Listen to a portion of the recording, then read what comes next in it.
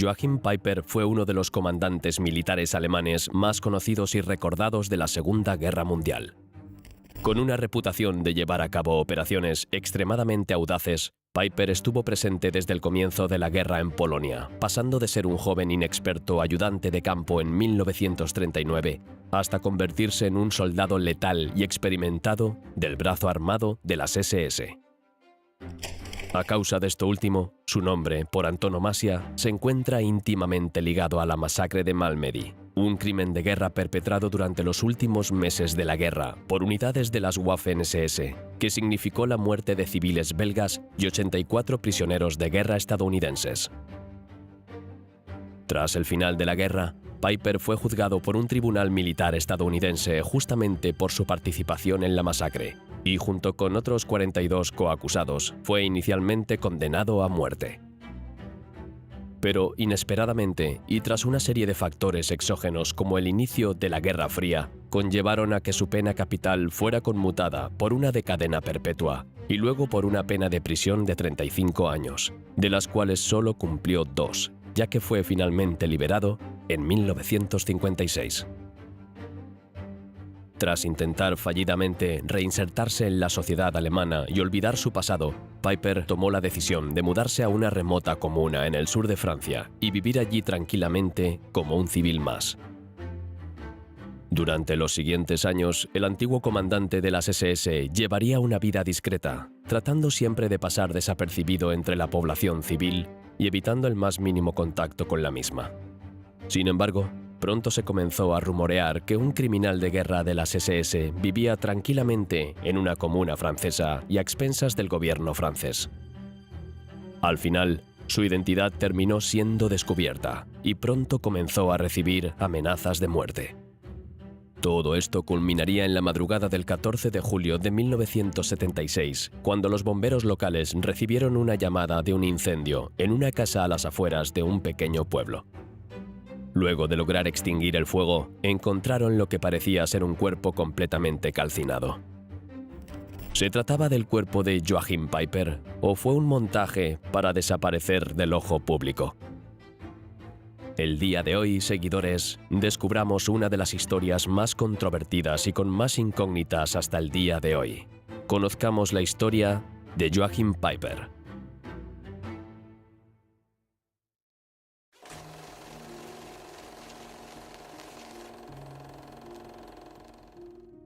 Joachim Peiper nació en Berlín el 30 de enero de 1915, siendo el tercer hijo de una familia de clase media de la Silesia alemana. Su padre, Waldemar Peiper, era un militar de carrera que había servido en el ejército imperial. Tanto Joachim como uno de sus hermanos, de nombre Horst, digamos que siguieron la misma línea que su padre, con una ideología nacionalista y enfocada en la vida castrense.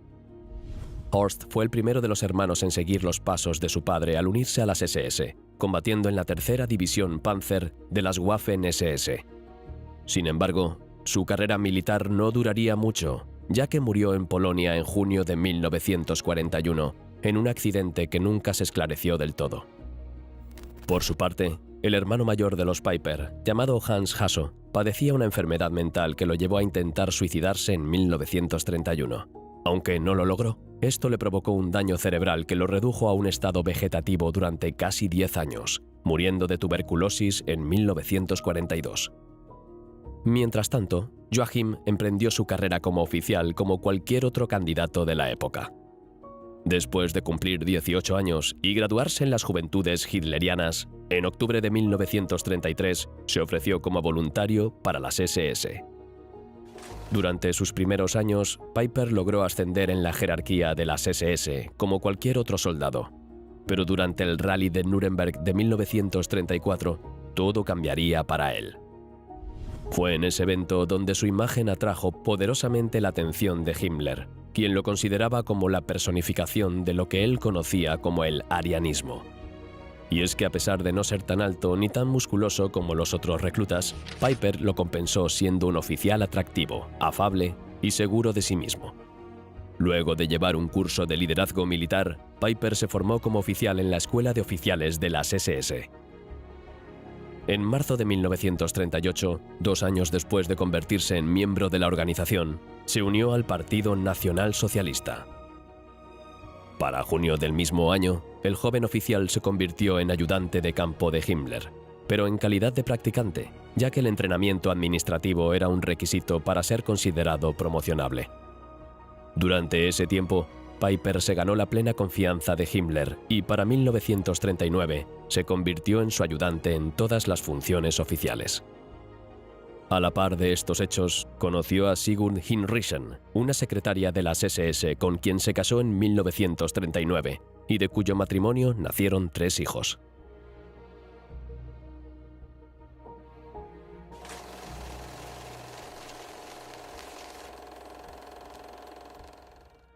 Cuando la guerra comenzó en septiembre de 1939, el joven oficial acompañó a Himmler como su ayudante de campo y ocasionalmente sirvió como oficial de enlace entre Himmler y Hitler. Durante la campaña polaca, Piper fue testigo de primera mano de las ejecuciones sumarias de civiles polacos como parte de la limpieza étnica diseñada para despoblar las tierras polacas y rehabilitarlas con colonos alemanes. A lo largo de 1940, Himmler y Piper realizaron inspecciones regulares en todos los campos de concentración, tanto en Alemania como los nuevos instalados en Polonia. Pero al poco tiempo, y debido a sus ganas de convertirse en un soldado de campo y no en un simple asesor militar, Piper fue considerado apto para unirse a las Waffen-SS, llegando a tiempo para participar en la campaña de Francia en mayo de ese año. El joven oficial se convirtió en líder de pelotón de una unidad de regimiento motorizado, y gracias a sus acciones en combate y a pesar de ser su primera experiencia como soldado en el frente de batalla, fue condecorado con la Cruz de Hierro de primera clase. Sin embargo, una vez culminada la campaña francesa, volvió a su papel de ayudante personal de Himmler. En febrero de 1941, Himmler informó a Piper sobre la inminente invasión de la Unión Soviética en el verano de ese año. Cuando comenzó la invasión, el joven oficial acompañó al líder de las SS para inspeccionar los avances en el trabajo de exterminio y despoblación por parte de los Einsatzgruppen y los Einsatzkommando detrás de la línea del frente. Como ayudante personal de Himmler, se encargó de manejar todas sus órdenes y comunicaciones. Asimismo, se encargó de entregarle todos los informes diarios de la policía local. No obstante, y en otro giro inesperado de su carrera militar, su trabajo de escritorio terminaría unos meses después, cuando fue reasignado a la primera división Panzer de las SS, que se encontraba combatiendo en el sur de la Unión Soviética. Allí, asumió el mando de la 11ª compañía, donde destacó por su gran espíritu de lucha y liderazgo. En mayo de 1942, la división Leibstandarte fue enviada a la Francia de Vichy para descansar y recuperarse de los combates vividos en el frente oriental. Allí, Piper fue promovido a comandante del 3er batallón. En enero de 1943, Piper y su división partieron nuevamente hacia el frente oriental, participando en la 3ª batalla de Járkov, donde su batallón se hizo conocido por el intrépido rescate de la cercada 320ª División de Infantería. Tras la batalla, los hombres de Piper llegaron al pueblo de Krasnaya Poliana, donde descubrieron que los hombres del destacamento médico de la división habían sido ejecutados y mutilados por los partisanos soviéticos. Como venganza por este hecho, Piper ordenó quemar todo el pueblo y fusilar a sus habitantes. Esto se repetiría otras 2 veces, cuando sus hombres ejecutaron a todos los habitantes de las aldeas de Yefremovka y Semyonovka el 17 de febrero de 1943. Al respecto, Piper escribiría: «Nuestra reputación nos precede como una ola de terror y es una de nuestras mejores armas. Incluso el viejo Genghis Khan nos habría contratado gustosamente como asistentes». En marzo de 1943, el joven comandante recibió la Cruz de Caballero de la Cruz de Hierro, lo que hizo que su popularidad en el ejército aumentase, convirtiéndose en un héroe de propaganda. La Leibstandarte se encontraba estacionada en la ciudad italiana de Cuneo, al norte del pueblo de Boves. Como bien se sabe, tras el armisticio firmado entre Italia y las potencias aliadas el 3 de septiembre, los alemanes invadieron y ocuparon el norte de Italia. El 19 de septiembre, en un tiroteo con los ocupantes, los partisanos italianos mataron a un soldado alemán y capturaron otros 2 cerca de Beauvais. Tras no poder rescatar a sus camaradas de los partisanos, Piper amenazó con destruir el pueblo si estos no liberaban a sus hombres. Al final, los hombres fueron liberados, pero a pesar de esto, ordenó a sus soldados que mataran a 24 hombres de la aldea en represalia por la resistencia de los aldeanos. En noviembre, el Leibstandarte fue nuevamente de vuelta al frente oriental, donde siguió luchando en varias batallas y escaramuzas en Ucrania. En marzo de 1944, Piper y sus hombres fueron enviados a Bélgica, y cuando comenzó el desembarco de Normandía 3 meses después, la división fue desplegada en la costa del Canal de la Mancha. Debido a la operación Cobra lanzada en el primer ejército estadounidense a finales de julio, que casi rompe por completo a las defensas alemanas, los aliados destruyeron todos los tanques de la Leibstandarte e infligieron unas 20.000 bajas. Para el otoño de 1944, Hitler buscaba retomar la iniciativa en el frente occidental cuanto antes con una gran ofensiva, dando como resultado la famosa batalla de las Ardenas. Durante el avance de Piper el 17 de diciembre de 1944, sus unidades blindadas se enfrentaron a un convoy estadounidense cerca del pueblo belga de Malmedy, donde tropas aliadas fueron rápidamente superadas y capturadas. Junto con otros prisioneros de guerra estadounidenses capturados anteriormente, se les ordenó permanecer en un prado antes de que los alemanes abrieran fuego contra ellos con ametralladoras, matando en el acto a 84 soldados y dejando sus cuerpos en la nieve. Los pocos supervivientes que pudieron llegar a las líneas estadounidenses difundieron lo ocurrido por todo el frente occidental. Al final, en el recuento de todas las bajas, el grupo de batalla bajo las órdenes de Piper fue declarado responsable de la muerte de 362 prisioneros de guerra y 111 civiles. A pesar de la dura resistencia alemana después de los intensos combates que siguieron a las masacres, las fuerzas estadounidenses lograron reagruparse y factores como el apoyo aéreo, la desorganización y la falta de suministros de las unidades alemanas obligaron a una retirada masiva del frente. El 24 de diciembre, Piper abandonó sus vehículos y se retiró con los pocos hombres restantes que tenía. Los heridos alemanes y los prisioneros estadounidenses también se quedaron atrás. A principios de 1945, lo que quedaba del grupo de Piper se encontraba en Hungría. Allí, participaron en algunas operaciones para intentar ralentizar el avance soviético. Tras haber sido informados de la muerte de Hitler el 30 de abril, Piper regresó a Alemania, donde las fuerzas estadounidenses lo capturaron el 22 de mayo.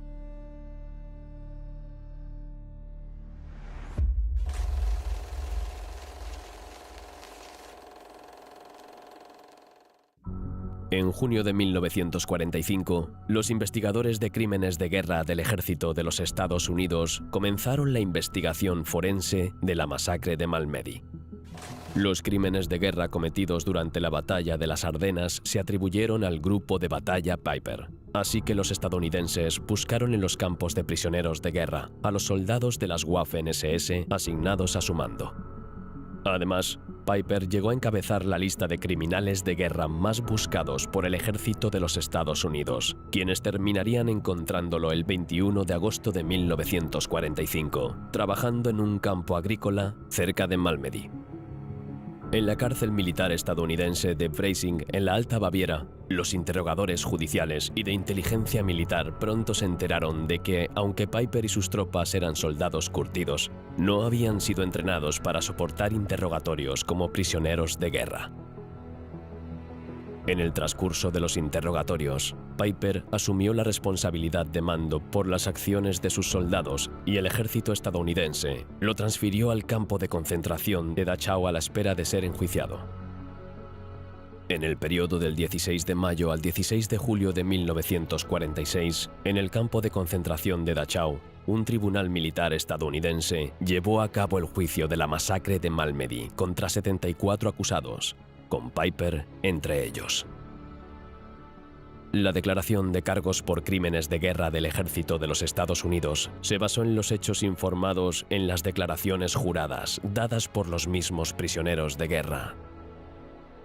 Para contrarrestar la evidencia en las declaraciones juradas de los acusados y los testigos de cargo, el abogado defensor de Piper, el teniente coronel Willis M. Everett, trató de demostrar que estas declaraciones se habían obtenido mediante un interrogatorio inapropiado, lo que las hacía carecer de validez. Asimismo, el abogado llamó al teniente coronel Hal D. McCown para que brindara su testimonio sobre su cautiverio como prisionero de guerra de las SS, donde confesó que nunca había presenciado a los soldados de las Waffen-SS del coronel Piper maltratar a los prisioneros de guerra estadounidenses. El fiscal, por su parte, respondió que cuando el teniente coronel McCown fue capturado, el grupo de batalla de Piper ya había sido dispersado y casi rodeado, ya no teniendo el tiempo de encargarse de los prisioneros. Posteriormente, el abogado defensor Everett llamó a declarar a Piper, donde testificó que cuando su grupo se encontraba en retirada, tomó como rehenes al teniente coronel McCown para proteger a sus soldados de las Waffen-SS de ser capturados por el ejército estadounidense. El tribunal militar no quedó convencido por su testimonio, y cuando se le preguntó si había ordenado a sus soldados que asesinaran sumariamente a civiles belgas, dijo que los muertos eran guerrilleros partisanos, no civiles. Sin embargo, cuando el fiscal preguntó si había dado o no las órdenes para las ejecuciones sumarias, Piper negó la veracidad del testimonio de los testigos, alegando que había sido obtenido bajo coacción mental y tortura física. Al final, y tras todas estas idas y venidas, el 16 de julio de 1946, el tribunal condenó a Joachim Piper por los crímenes de guerra de los que se le acusaba, y lo condenó a morir en la horca. No obstante, su sentencia fue revisada por la Junta de Revisión del Ejército de los Estados Unidos y su pena fue conmutada por la de cadena perpetua en 1948. 6 años después, en 1954, su sentencia fue nuevamente conmutada por una de 35 años, de los cuales solo cumplió 2 años, ya que fue puesto en libertad condicional de manera definitiva.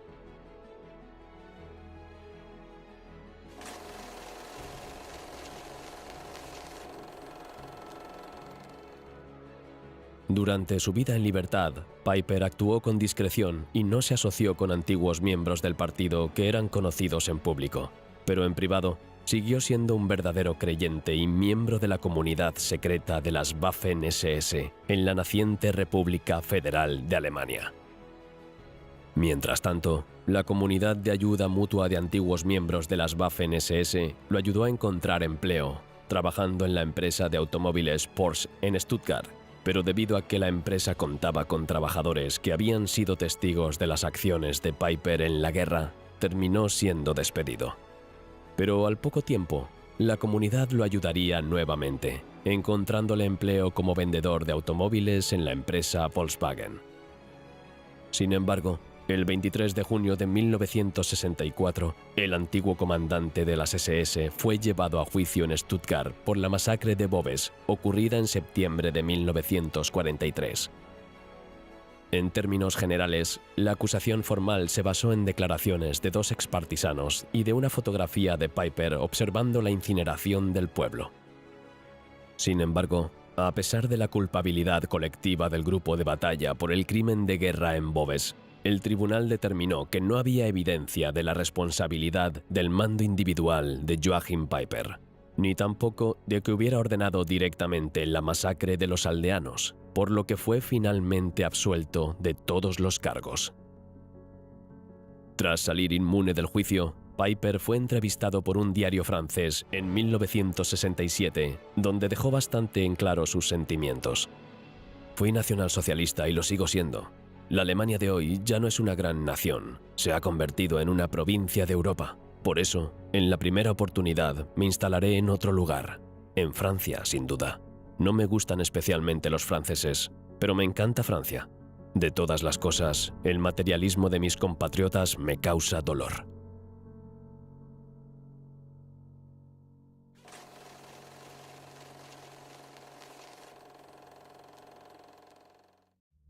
En 1972, Joachim Peiper y su esposa Sigurd se mudaron a una pequeña casa a las afueras de la comuna de Traves en Borgoña, en el sureste de Francia, en un pueblo de 357 habitantes.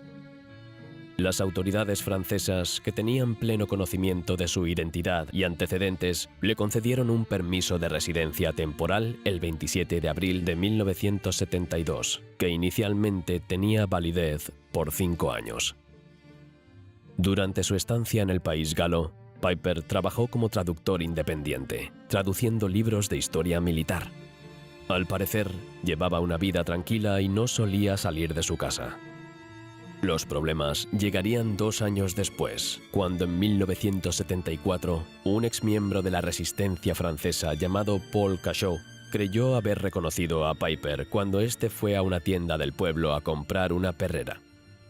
El exmiembro, aunque aún con ciertas dudas sobre su identidad, informó de la posible presencia de Peiper en Francia al Partido Comunista Francés.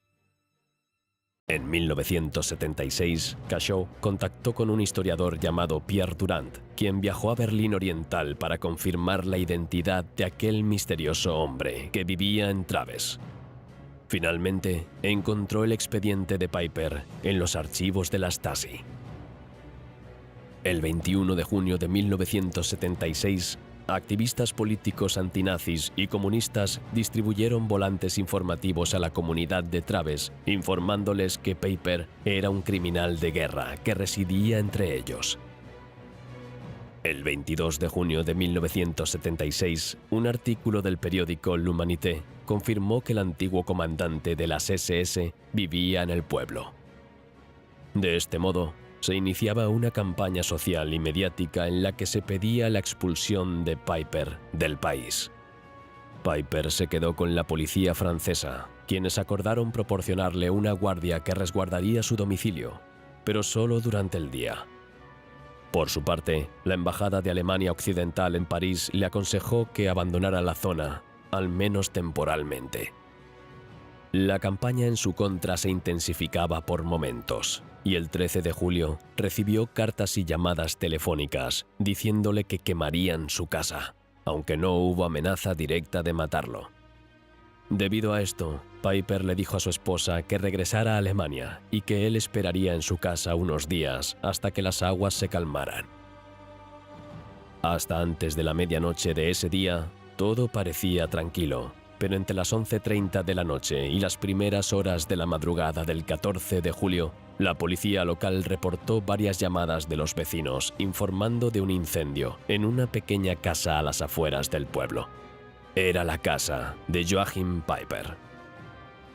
Cuando los bomberos llegaron al lugar del incendio, se encontraron con una casa en llamas y casi totalmente consumida por el fuego. Después de sofocar el incendio, lo cual llevó varias horas, los bomberos descubrieron un cuerpo gravemente quemado en el interior de la casa. Debido al intenso calor generado por el fuego, el cuerpo se había reducido a una longitud de unos 60 centímetros y apenas podía catalogarse como el cuerpo de un ser humano. Debajo de los restos se encontró un revólver y una escopeta con los cargadores gastados. Un examen del jardín de la casa reveló rastros de bala cerca de un roble a unos 11 metros de la vivienda. Lo que quedaba del cuerpo fue llevado al laboratorio forense de la cercana ciudad Dijon, donde la autopsia reveló que la persona había muerto por inhalación de humo. Al poco tiempo, se formó un grupo de investigación especial de la policía con el fin de que averiguasen lo que realmente había ocurrido aquella noche. En los varios meses de diligencias, el grupo de investigación encontró dentro de lo que quedaba de la casa de Peiper un par de binoculares, un cóctel Molotov sin usar y algunos documentos personales, incluida la última carta de Peiper a su mujer. Su reloj, que se encontró en el cuerpo, se había detenido a la 1 a.m. y un reloj en la casa a la 1:07. Asimismo, se hallaron rastros de gasolina esparcidos por toda la casa.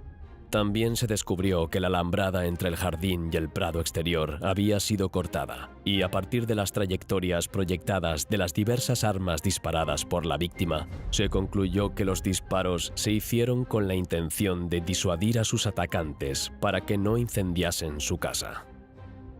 Por otra parte, no hubo evidencia de que él o los atacantes dispararan armas hacia la casa, así que tampoco hubo evidencia de ningún intento directo de matar a la víctima. Tampoco se hallaron intentos de cortar la línea telefónica a la casa. Pero a pesar de toda esa información, el grupo especial de la policía no pudo determinar los puntos más importantes. Ni qué ocasionó el incendio, ni quién o quiénes lo provocaron.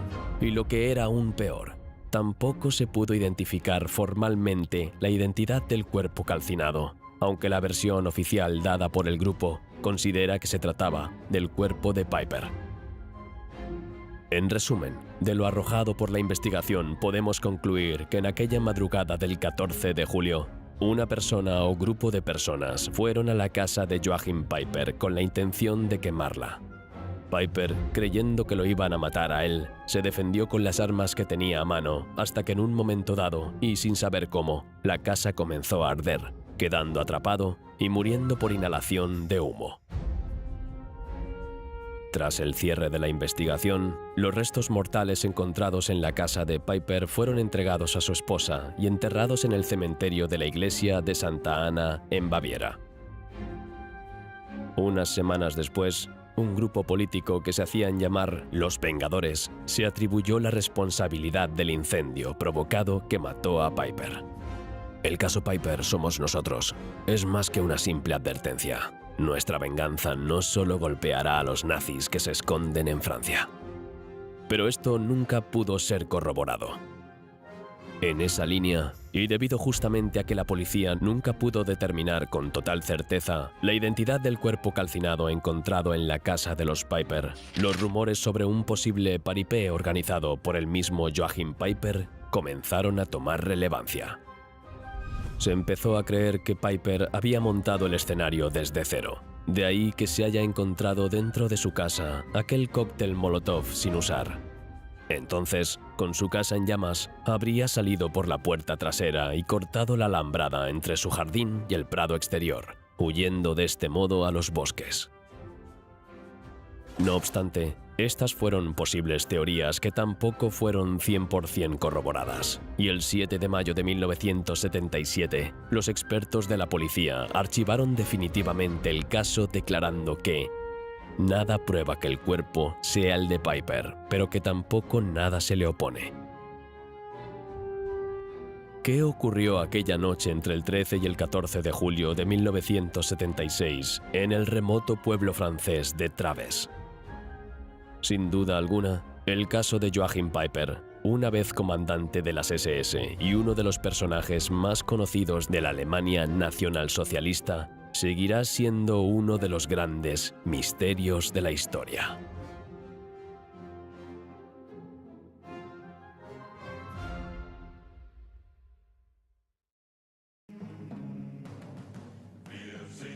Esto ha sido todo por hoy. No te olvides de darle me gusta y ya nos vemos en la próxima batalla.